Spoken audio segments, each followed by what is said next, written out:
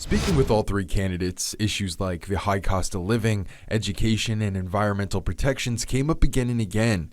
All three also agreed housing is one of the district's biggest challenges, but Republican Shannon Kessler and Democrat Susanna Brown say easing some regulations could help boost supply. I believe that we could re-examine many of the regulations on our policies toward housing and remove some and rezone and just encourage building so then buyers, renters have an actual freedom of choice, and then the market, the supply and demand will help solve that problem. There's also things that we could be doing to prioritize cutting a lot of the red tape in the housing industry in general without cutting out the important environmental reviews, but streamlining processes that are already in place, and especially for infill projects that are a lot more planned and ready to go.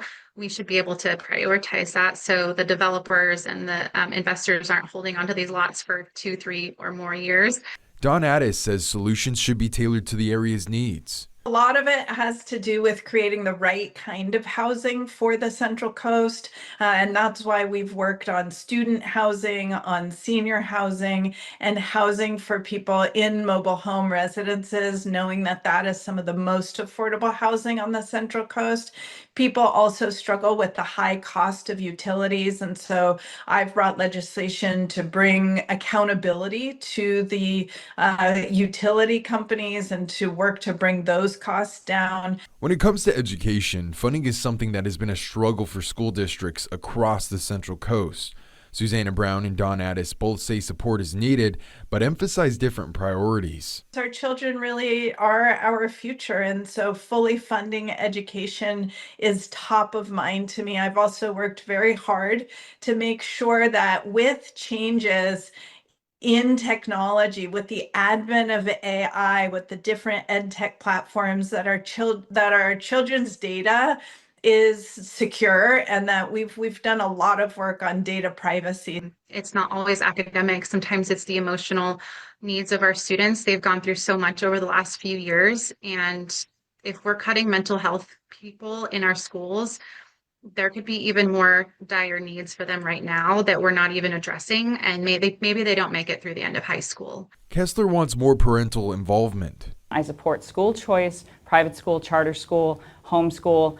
I believe that parents need to be included in the decision-making process. They need to be heard by school boards. I think that state legislature currently is driving policies that are coming between children and their teachers and their parents when they should all be working in partnership for the good of the children.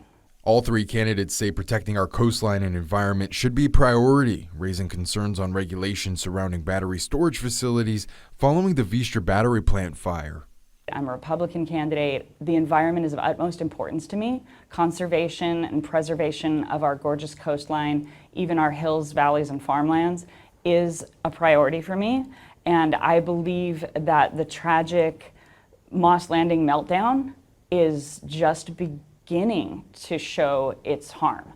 The environmental impact of this should have been explained way before we got to this point, and it should have been more regulated, and especially because it's right there on the water and it can affect everybody in the community and beyond. Again, it's proactive leadership. If you know you have a battery plant in your backyard in our region, it needs to be top priority all the time. Moss Landing is surrounded by agricultural fields. It's surrounded by areas where we're growing food as well as outdoor workers. And so we want to make sure that no matter where those fields are, no matter where we're growing the food, that it's safe and that those lands are protected. I'm Michael Rosales, KSBW, Action News 8.